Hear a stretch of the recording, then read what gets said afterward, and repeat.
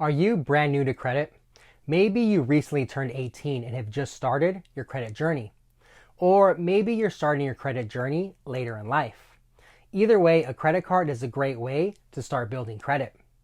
In this video, we'll first discuss the difference between building credit and rebuilding credit, because which one you're doing will affect which cards are best for you.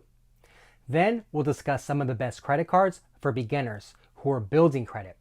Along the way, we'll cover topics such as beginner credit cards, student credit cards, and secured credit cards. Thankfully, many of these types of credit cards can assist someone who has no credit at all. Hello everyone, this is Lewis with HeroBanker.com, and we're your friendly neighborhood bankers. Today, we're excited to discuss the best credit cards for beginners. As always, we have done all the research and compared the best credit cards from traditional banks, online banks, credit unions, and more. If you enjoyed the content, we would greatly appreciate a click on the subscribe button, and we'd be honored to have you as part of our Hero Banker community. Okay, the first thing we'll discuss today is the difference between building credit and rebuilding credit. These two things might sound similar, but they can actually be very different. We'll define building credit as someone who is just starting out their credit journey. Someone like this probably has no credit at all, or minimal credit. So this is what we mean when we say the best credit cards for beginners. Rebuilding credit will be defined as someone who already has credit, but might have made some mistakes along the way. Mistakes can include things like late payments, missed payments, and charged off accounts.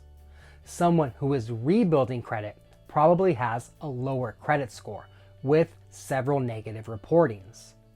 A person in each of these situations will usually have a tougher time obtaining credit, especially compared to someone who has good credit. This is because a potential lender will be more hesitant to lend to someone with an unproven or a negative credit history. In this video, we'll focus on credit cards for beginners, or again, those who are building credit. There can be some overlap for someone who's currently rebuilding credit, depending on the individual situation. However, we do have another video about the best credit cards for rebuilding credit. So if that situation fits you best, then you'll want to check out that video as well. Okay, so back to a beginner or someone who is currently building credit. Many people begin their credit building journey with a small beginner credit card. It's important to note that not all beginners are created equal. Every beginner has different needs, preferences, and goals. So we'll do our best to discuss the pros and cons of each option. Option number 1 for a beginner credit card is attempting to get a traditional credit card. This will often be the most basic entry-level credit card that a bank offers. Of course, if you don't have any credit at all, this may not be possible. The credit decision will usually depend on several factors, such as the lender, your income, and more. One tip is to try applying for a credit card where you have your primary bank account, especially if you've banked there for a long time and have a good banking history with them. It's possible that they may take your relationship into account when deciding whether or not to approve the card. Some of the things they'll likely take into consideration are the average balance in the account and whether or not your account is often overdrawn. For example, ABC Bank may offer a policy that makes it easier for an existing client to be approved for a first-time credit card. In order to be eligible, you must have had a checking account with them for 6 months with a $100 average balance and no overdrafts. If you're new to credit but have a primary bank, we recommend asking them if they have a similar policy. Of course, this option is not going to work for everyone, but if you feel like it might work for you, then it's worth looking into. One card like this is the Chase Freedom Rise. This card has no annual fee, and it's specifically built for someone who is new to credit. In order to apply for this card, a Chase checking account is required. In addition, having a balance of at least $250 will increase your chances of getting approved. One great benefit of the Chase Freedom Rise is that it pays 1.5% cash back on every purchase, which is great for a beginner credit card. In addition, you'll also receive a $25 statement credit after signing up for automatic payments within the first 3 months. Also, your card will be evaluated for a credit line increase in as soon as 6 months. Most banks don't have a card that specifically fits this mold in the same manner as a Chase Freedom Rise. However, as we mentioned above, with the proper relationship, some banks may be willing to extend first-time credit based on the current banking relationship. In most cases, this will probably be the bank's entry-level credit card. A few examples of cards like this are the Capital One Platinum MasterCard, the Bank of America Bank AmeriCard, or the US Bank Visa Platinum. Before we move on, we'll put up a list of similar cards which are offered by some of the major banks in the United States. Based on our experience and research, some credit cards offered by Capital One and Discover can be easier to qualify for when compared to other major banks. However, this can obviously vary based on several factors. For more information on any of these credit cards, check out herobanker.com. Chase Freedom Rise is not the only card specifically designed for someone with no credit or minimal credit. There's currently a few of these cards on the market. The downside to these cards is that they usually come with a higher APR. So be sure to pay these cards off in full every month. This will ensure that you avoid paying and accumulating any high interest debt. One other drawback is that sometimes these types of cards won't pay rewards or cash back. But if your short-term goal is to build credit, then that's probably okay. Another example of one of these credit cards for beginners is the Petal Visa. At the moment, there's 3 different versions of the Petal Visa. The Petal 2 is designed for someone with no credit or minimal credit. Therefore, this card does not require you to have a credit history in order to be approved. However, Petal will still run and review your credit. So this doesn't mean that applying for a Petal 2 card is a guaranteed approval. But for a beginner, it is much easier to get approved compared to other credit cards. Petal specifically lists 3 reasons why an application for credit may not be approved.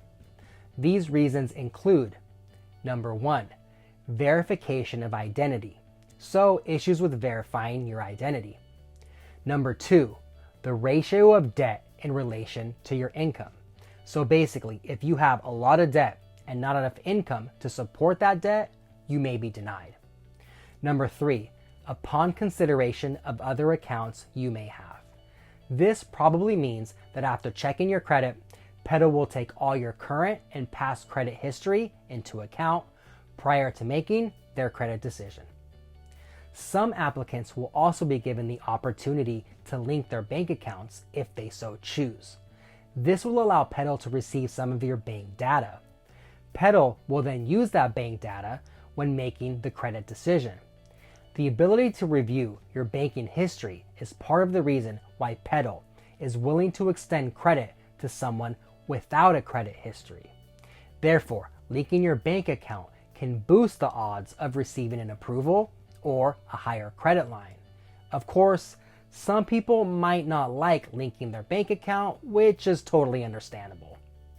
One great benefit of the Petal 2 is that it pays cash back on every purchase, which is great because many credit cards for beginners don't pay cash back. The Petal 2 starts off by offering 1% cash back on every purchase. Then, after 6 months of timely payments, the card starts paying 1.25% cash back. After 12 months of timely payments, it jumps to 1.5% cash back on every purchase. The Petal 2 is a solid credit card overall, but what really takes it over the top is the cash back that it pays. When applying, Petal may consider you for multiple cards. Which card you're approved for, if any, will depend on several factors, including those that we listed earlier. Once approved, Petal also provides a path to a credit limit increase. You can earn a credit line increase by making qualifying on-time payments for 6 months in a row. This requires you to pay at least 15% of your monthly statement balance or your minimum payment, whichever is more, along with meeting other credit requirements. Petal 2 has no annual fee. In addition, all Petal cards have no foreign transaction fees. So if you travel internationally, this could be useful. Petal also has a highly rated mobile app. Remember, Petal 2 is a credit card. Therefore, it reports to the major credit bureaus. So a good payment history will help your credit, and a negative payment history will hurt your credit. Overall, the Petal card is worth looking into for someone who is building credit and hasn't been approved for other cards. Okay, the next option as a credit card for beginners is a student credit card. For the most part, a student credit card is the same thing as a traditional credit card. The only real difference lies in the application and underwriting process. This is because a student credit card is usually easier to qualify for, especially for someone who is new to credit. However, once the card is approved and it's in your wallet, it operates just like a traditional credit card. The one difference is that a student credit card will often have a lower credit line size than a traditional credit card. As the user gains experience and builds credit, the credit line often has the ability to increase. One benefit of a student credit card is that many of them pay cash back. Also, student credit cards rarely have an annual fee. However, not every lender offers a student credit card. So if you're interested in a student card, it's a good idea to check with your primary bank and see if they offer one. In case you're wondering, most lenders don't have a very strict policy to verify if you're actually a student. Some lenders may request proof, but many do not. Two student credit cards that we like are the Bank of America Unlimited Cash Rewards for students and the Capital One Quicksilver Rewards for students. The reason we like these two student cards is because they both pay a flat 1.5% cash back on every purchase. For a student credit card, this is generous cash back. We won't get into all the details on these two cards, but if you'd like to find out more, you can check out herobanker.com. We've added a link in the video description below. Before we move on, we will also list a few more student credit cards which we recommend on the screen. As you can see, there are several student credit cards that pay 2% or above in certain categories. So if one of these cards fits your spending patterns, then that card might be best for you. In the future, we may do a full video on the best student credit cards. If this is something that you'd like to see, please let us know in the comments below. We can also be reached via social media and email. All right, before we wrap up, let's discuss one final option for someone who is building credit. For most credit beginners, this will probably be the option of last resort, and this is a secured credit card. Most secured credit cards operate very differently from a traditional credit card.